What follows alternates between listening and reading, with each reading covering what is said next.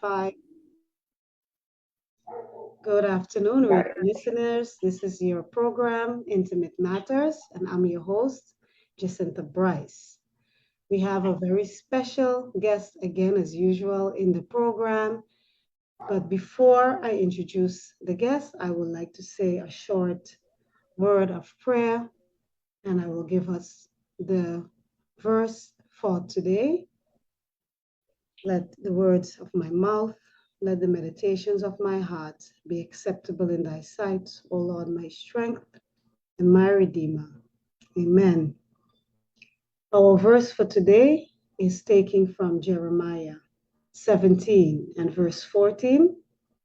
Heal me, O Lord, and I will be healed. Save me, and I will be saved. For you are the one I praise. Heal me, O Lord, and I will be healed. Save me, and I will be saved, for you are the one that I praise. This verse was taken from Jeremiah 17, verse 14. Our quote for today is, courage doesn't always roar. Sometimes courage is the little voice at the end of the day that says, I'll try again tomorrow. This entire month I will be reading this quote and this verse because this month we are talking about healing, thinking positive to heal our bodies and our minds. And I will repeat, courage doesn't always roar. Sometimes courage is the little voice at the end of the day that says, I'll try again tomorrow. Welcome again to your program, Intimate Matters, and I'm your host, Jacinta Bryce. Today we have in the program a very special guest, and I am so honored and grateful to have her with me today. And she's very busy, but she took the time out to encourage, to teach, to motivate. And I will welcome our coach, psychotherapist, our course teacher, a teacher, motivational speaker, Miss Nicky Roger.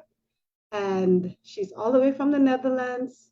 Give her, even though she can't hear you, a warm Stacia St. Martin welcome.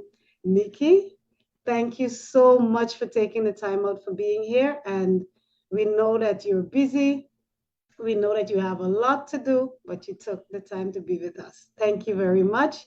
And you have the floor. You're welcome. You're welcome. Good day, good afternoon, good evening, good morning. I don't know when it's going to be broadcasted. Everybody, I am Nicky Roger, born in Curacao, and I live currently in Holland. First of all, I am a woman. I am a black woman. I am a Curacao woman, and I'm a world woman. Second, I'm a mother. I'm a mother of a beautiful princess of 12 with Down syndrome, which makes my world rock. She makes my world much better than it ever has been. And third, my profession is as a psychotherapist. I am also a counselor and coach because some people need coaching and some people need counseling.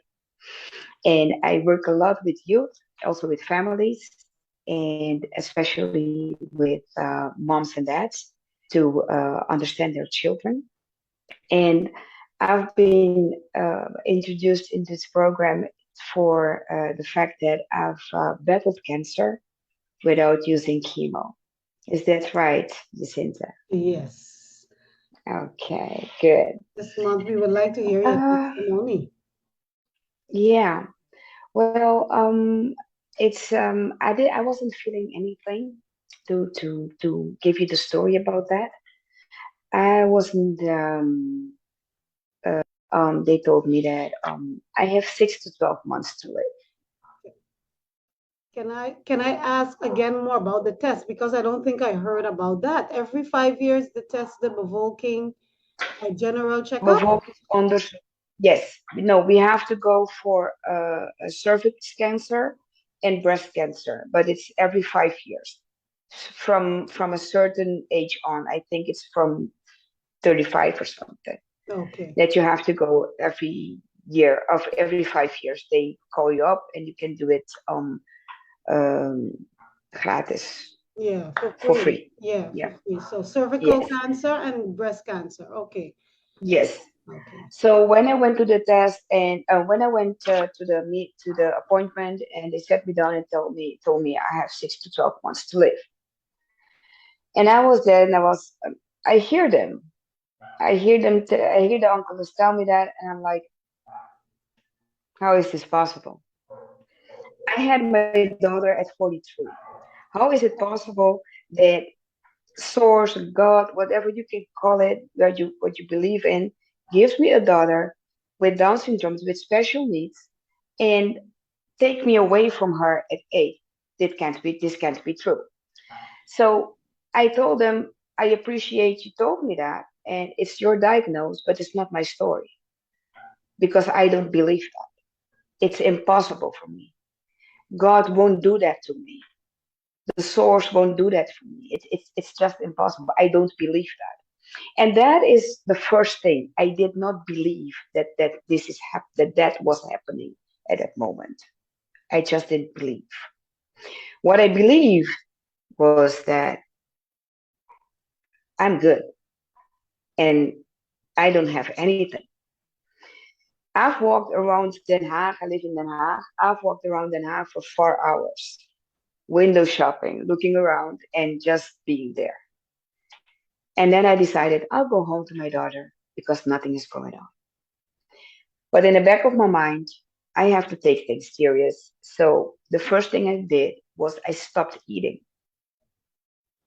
I stopped eating because I know that cancer cells are fed by sugar, and everything you eat has sugar in it. Everything, the rice, the potatoes, the fruits, the veg, everything is sugar. So I stopped eating. I stopped eating for 6 to 7 weeks. I haven't eaten anything. I was only drinking water. And everybody was asking me, what are you doing? Why are you not eating? I'm like, I'm fasting. I'm fasting. And I was really fasting, but I was really fasting and also doing research on what can I eat that can give me the alimentation that I need, but not um, hold on, hold on, We yeah, can see you but now. not interfere with the cells. Can we hold the Yes. yeah? Pause.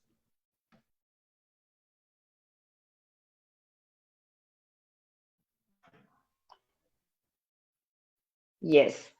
I was just taking water, and in the meanwhile, I was trying to find what I can eat that will not interfere with the process of me healing again. And I found Dr. Sebi, information on Dr. Sebi, and he talks about making your body alkaline. So I use some, and he has some good information about specific cancer types. And mine was I had tumors in my womb, but they cannot take it away, and I didn't want to lose my womb either. So I thought I have to heal from the cancer, and that's what I did. I had a quarrel. I had discussions with the oncologist, and he told me that I was stubborn, and I said yes, I am, because it's my body, and I'm very stubborn about my body. So that's how they told me that he cannot help me anymore. But I got somebody there that helped me with doing uh, the radiology, making pictures of what how the tumors were shrinking, and they were shrinking with no eating. So that gave me more faith.